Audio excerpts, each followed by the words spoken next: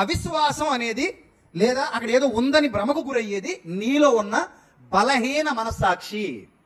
ఏ మనస్సాక్షి? అది ఇదివరకు కూడా నేను చాలాసార్లు చెప్పాను. పచ్చిమిరపకాయకి, ఎండు మిరపకాయకి, నిమ్మకాయకి భయపడొద్దని చెప్పానా లేదా? చెప్పానా? దాన్ని తొక్కటానికి కూడా భయపడొద్దని చెప్పానా లేదా? చెప్పానా? మరి భయపడకండి. కానీ కొంతమంది ఇప్పటికీ భయపడతారు. ఏమక్కర్లేదు, మీ ఇంటి దగ్గర చిన్న స్టార్ ముగ్గేసి అందులో చిన్న కోడిపిల్లల కోసం మధ్యలో పెట్టి ఫ్రాంక్ చేయొచ్చు అనమాట. ఆ పక్కన 2 ఎండు మిరపకాయలు, పక్కన 2 నిమ్మకాయలు పెట్టి కుంకుమ పసుపు రాసి వదిలేసి వెళ్ళిపోయాను అనుకోండి. పొద్దునే తెల్లారు లేసేసరికి మీకు కనబడింది అనుకోండి, పిట్స్ వచ్చిన వాళ్ళ గిలగిలా కొట్టేసుకొని చీపురు కూడా పట్టుకుని దాని దగ్గరికి వెళ్ళరు మీరు. ఎందుకు? మీకు అందులో ఏదో ఉందన్న అనుమానం. అది ఎక్కడ స్టార్ట్ అవుతుంది? ఇక్కడ.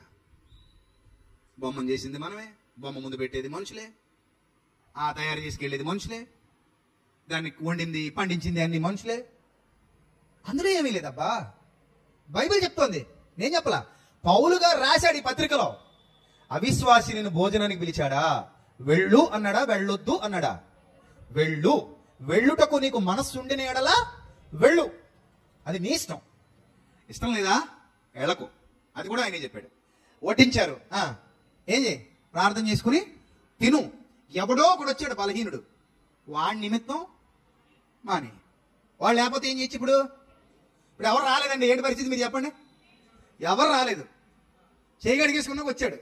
ఏం చేస్తా ఇప్పుడు నోట్లో తేలి పెట్టుకొస్తావా ఏంది? ఇప్పుడు 2 గంటల తర్వాత వచ్చాడు, అప్పటికే అరిగిపోయింది. అప్పుడు ఏం చేస్తావు చెప్పు? అప్పుడు ఏం చేస్తావు చెప్పు? తినేసావు, 2 గంటలు అయిపోయింది. 2 గంటల తర్వాత బలహీనుడు వచ్చాడు, అంతా అరిగిపోయికి వచ్చాడు. 2 గంటలకు అరిగిపోతుగా. ఇప్పుడు వచ్చాడు, అప్పుడు ఏం చేస్తావు? సో బైబిల్ ఎప్పుడు మిత్ బోధించదు. బైబిల్ ఎప్పుడు ప్రాక్టికల్ నాలెడ్జే బోధిస్తుంది. బైబిల్లో మిత్స్ ఉండవు. అంటే జరగని వాటిని జరిగినట్టుగా, చేయలేని వాటిని చేసే విధంగా ప్రోత్సహించేది బైబిలు కాదు. వాస్తవ దృక్కోణంలో వాస్తవాలను తీసుకొచ్చి మీ కళ్ళ ముందు పెడుతుంది. అందుకే నేను ఒక పాయింట్ చెప్తున్నాను మీకు. ఏ పదార్థమైనా మీరు గుర్తించలేనప్పుడు, అందులో అపవిత్రత ఉందని మీరు గుర్తించలేనప్పుడు, ఎవడో ఎదుటివాడు చెప్పిన దాని మీద ఆధారపడే కదా మీరు బతకాలి. అవునా కదా? ఇప్పుడు నేను దగ్గరికి ఏదో పట్టుకొచ్చాను, ఇది విగ్రహార్పితం అన్నాను. అప్పుడు మీకు ఏమొచ్చింది? అమ్మో అని భయం వేసింది. నేనేం అనకుండా ఇచ్చాను. మీరేం చేశారు? అప్పుడు ఏ భయం లేకుండా తిన్నారు. ఇప్పుడు మీకు భయం పుట్టించింది ఎవరు? పదార్థమా, నా నోట్లోంచి వచ్చిన మాట? అంటే మీరు ఎవరి మీద బేస్ అయి ఉన్నారు? నా మాట మీద. అంటే నేను అబద్ధం చెప్పినా మీరేం చేస్తారు? నమ్మేసి భయపడతారు. నేను నిజమే చెప్పక్కర్లేదు. అప్పుడు జస్ట్ ఒక పదార్థం పట్టుకొచ్చి, అది కొట్టు మీద ఉండిందైనా సరే, పట్టుకొచ్చి మీ చేతిలో పెట్టి ఇది విగ్రహార్పితం అన్నాను. అప్పుడు మీరు ఏం చేస్తారు? చెప్పండి, ఏం చేస్తారు? భయపడతారు ఆబ్వియస్లీ. అంటే మీ విశ్వాసం దేని మీద బేస్ అయింది? నా మాట మీద, మనిషి మాట మీద. అలాగనుకుంటే మిమ్మల్ని ఆట ఆడించాలని ఎవడైనా అనుకున్నాడు అనుకోండి, ఇంకా ప్రతిదీ మిమ్మల్ని తిన్నకుండా చేసేయచ్చు. ఏది పడితే అది మిమ్మల్ని తిన్నకుండా చేసేయచ్చు అంతే. ఎందుకంటే మీ విశ్వాసం అంతా ఎవరి మీద ఆధారపడింది? మనిషి మాట మీద ఆధారపడింది. కాబట్టి గుర్తుపెట్టుకోండి, మన విశ్వాసం దేవుని మీద ఆధారపడాలి తప్ప మనిషి మాట మీద కాదు. అయితే మీకు ఒక ప్రశ్న, బైబిల్ గ్రంథంలో మరి తినొద్దు అన్నాడు కదండి. తినొద్దు అన్నాడు కదా. అవును, తినొద్దు అన్నాడు. ఎందుకు తినొద్దు అన్నాడు? నువ్వు నమ్మితే తినొద్దు, ఎప్పటికీ తినొద్దు, ఎప్పటికీ తినొద్దు. నీది బలహీనమైన మనస్సాక్షి అయితే ఏం చేయొద్దు? తినొద్దు. ఎందుకు? అనుమానంతో తినవానికి అది దోషం. బైబిల్లో 2 ఉన్నాయి. నీది బలహీనమైన మనస్సాక్షి అయితే ఇప్పుడు కూడా తినొద్దని చెప్తుంది బైబిల్. అదే బలహీనమైన మనస్సాక్షి కాదు, బలమైన మనస్సాక్షి అనుకో, ప్రార్థన చేసుకుని ఏదైనా తినొచ్చు. అది దేవుని వలన, దేవుని సృష్టిలో భాగమే తప్ప సాతానుడు దాన్ని అపవిత్రం చెయ్యలేడు. ఆ శక్తి వాడికి లేదు. నీ విశ్వాసం మీద దెబ్బ కొడుతున్నాడు వాడు. ఈ పాయింట్ నీకు అర్థమైతే చాలా సులువుగా ఈ యొక్క ఆలోచనలోంచి బయటకు వస్తాం. ఇప్పుడు మీరు బయటికి వెళ్తారు, రోడ్డు మీదకి వెళ్తారు, హోటల్ దగ్గరికి వెళ్తారు, బయట రెస్టారెంట్కి వెళ్తారు, ఇంకో చోటుకి వెళ్తారు. ఎక్కడికి వెళ్ళినా మీకు బయట ఏం దొరుకుతూ ఉంటాయి? బోలెడని పదార్థాలు, అంతేనా? దొరుకుతాయి. అవి తింటారు, వచ్చేస్తారు. ఏ విచారణ చేయకుండా తిన్నారు అంతే. ఎందుకండి మామూలుగా కుక్క మాంసం వండి పెడితే ఎవరైనా తింటారా? కుక్క అని చెప్తే తింటారా? తినరు.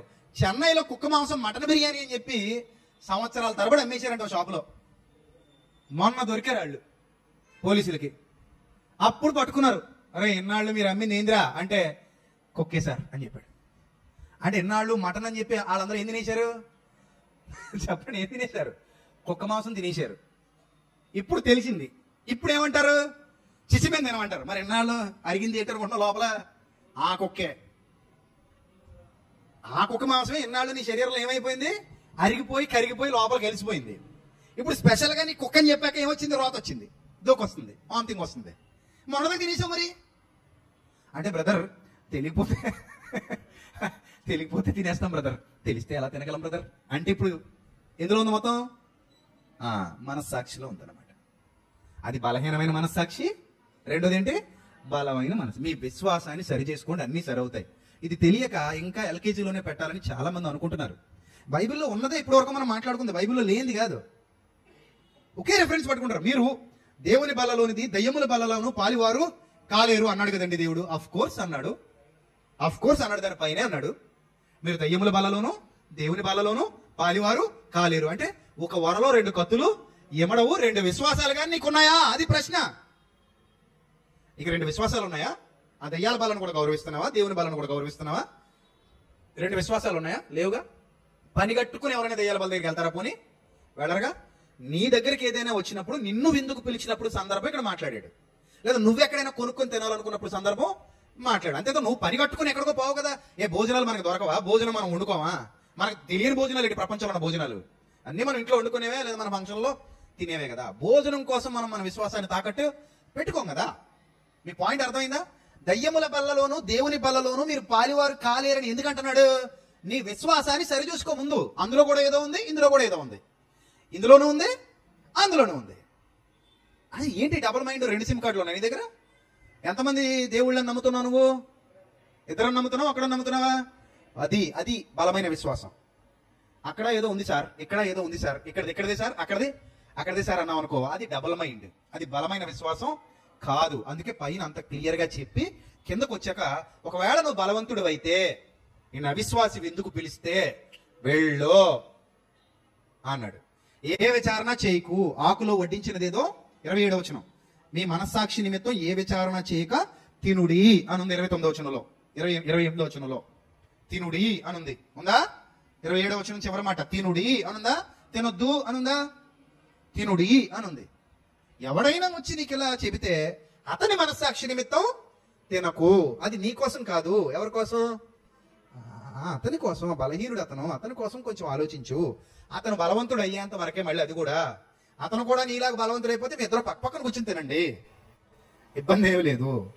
This is clear. ఇది సత్యం. ఇందులో మీకేమైనా డౌట్ ఉందా? మీరు మళ్ళీ చదువుకోండి, మీకు అర్థమవుద్ది. ఇంకో 10 సార్లు చదవండి, అర్థమవుద్ది. ఆ తర్వాత బయటికి వెళ్ళండి. బయటికి వెళ్ళి ఏ వస్తువు తెచ్చుకున్నా సరే, ఈ వస్తువుని నేను ఎలా చూస్తున్నాను? మనిషి మాట మీద బేస్ అవుతున్నాను, అంతేనా? నేను అబద్ధం చెప్పినా నువ్వు నమ్మాలి. అప్పుడు నమ్మాలి వద్దా? నేను మీ ఇంటికి ఏదో తెస్తాను, ఇది పలానా చోట పెట్టి కోసుకొచ్చింది అన్నాను అనుకో, నీకేమొచ్చింది? హైబాబు అయితే వద్దు. మళ్ళీ పట్టుకెళ్ళిపోయి ప్లేట్ మార్చి ఆ పదార్థం ఇంకో ప్లేట్లు వేసి ఆ ప్లేట్ పట్టుకొచ్చి ఇది మామూలుగా ఉండింది అన్నాను అనుకో, అయితే ఇచ్చేయి. నీ మొహం 2 సార్లు ఇచ్చింది ఒకటే, 2 సార్లు ఇచ్చింది ఒకటే. నేనేం మార్చాను? ప్లేట్ మార్చాను. అంటే నా మాట మీద బేసై బతుకుతున్నావు అనమాట. ఇదేం విశ్వాసం? నీకు సంపూర్ణమైన స్థిరమైన విశ్వాసం లేకపోతే అందరూ నిన్ను ఆడించేస్తారు. ఒకరోజు ఒక ఆయన నా దగ్గరకు ఒక అరటిపండు తెచ్చాడు, మా బంధువు. తింటావా ఇది అన్నాడు. ఏమైనా విషయం కలిపావా అన్నాను. ఇలాగే అన్నాను. విషయం కలిపావా అన్నాను. అలా అంటున్నావు మరి, లేకపోతే తింటావా ఏంటి? అరటిపండే కదా, ఎందుకు తిన్నావు? ఏమైనా విషయం కలిపానంటే చెప్పి తిన్నాం. మొత్తం మంది ఏమైనా కలిపావా? తిన్నాం. మామూలుగా మంచి అరటిపండేనా? అయితే తింటాను అన్నాను. అప్పుడు అన్నాడు, ఇది ప్రసాదం తెలుసా అన్నాడు. అప్పుడు నేను అన్నాను, ఒక అరటిపండే ప్రసాదమా నీకు? నాకు గెలంతా ప్రసాదమేరా నాయనా అన్నాను. ఇలాగే అన్నాను. నీకు ఒక అరటిపండు ప్రసాదమా? మరి మిగిలిన అరటిపళ్ళు అన్నీ ఏంటవి? మీ తాతగారు రాస్తా, మీ మామగారు రాస్తా, మీ అత్తగారు ఇచ్చినవా? నా దృష్టిలో మొత్తం అరటిపళ్ళు ప్రసాదాలే. నా తండ్రి నాకు ఇచ్చిన ప్రసాదాలు. కృతజ్ఞతాస్తుతులు చెల్లించుకుని ఎలా తింటాను పట్టుకురా అన్నా. అంతే. నేను బయట కొనుక్కున్నా అదే అరటిపండు, నువ్వు తెచ్చిచ్చినా అదే అరటిపండు, ఇంకో చోటదైనా అదే అరటిపండు. అది నా తండ్రిది. ఒకడే సృష్టికర్త సమస్తాన్ని ఏం చేశాడు? సృజించాడు. నువ్వు అందులోకి భౌతికంగా విషం గలపగలవేమో కానీ మానసికంగా దేన్ని కలపలేవు. దాని స్వభావాన్ని మార్చలేవు. నువ్వు ఏదో చేసుకొచ్చావు, దాని తీపి మారిపోదు, అది అలాగే ఉంటుంది. ఆ తొక్క తీసి నువ్వు కల్మషం చేయనంత వరకు, అది దానిలో ఉన్నంత వరకు ఏ ప్రాబ్లం లేదు. దాన్ని నువ్వు ఏమైనా తొక్క తీసి అందులో కలిపితే మాత్రం అది పాడవుద్ది. అర్థమైందా? సో పదార్థంలో ఏం ఉండదు, గుర్తుపెట్టేసుకోండి. ఇంకో మాట చెప్తున్నాను మీకు, జాగ్రత్తగా వినండి.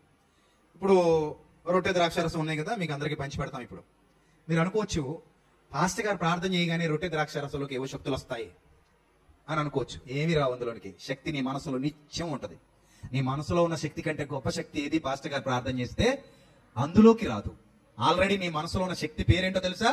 పరిశుద్ధాత్మ శక్తి. ఆ శక్తికి మించిన శక్తి ఇంకొకటి లేదు. అలాంటి గొప్ప శక్తిని లోపల పెట్టుకున్నావు. ఆ పరిశుద్ధాత్మని అడుగు, తండ్రి నీవు నాకు అనుగ్రహించిన ఆత్మను అడుగుతున్నాను, ఈ ఆత్మ ద్వారా నాకు సత్యాన్ని బయలుపరచు, ప్రకృతిలోని పదార్థాలన్నీ ఎవరివి తండ్రి? అప్పుడు పరిశుద్ధాత్మ నీలో నుండి మాట్లాడతాడు.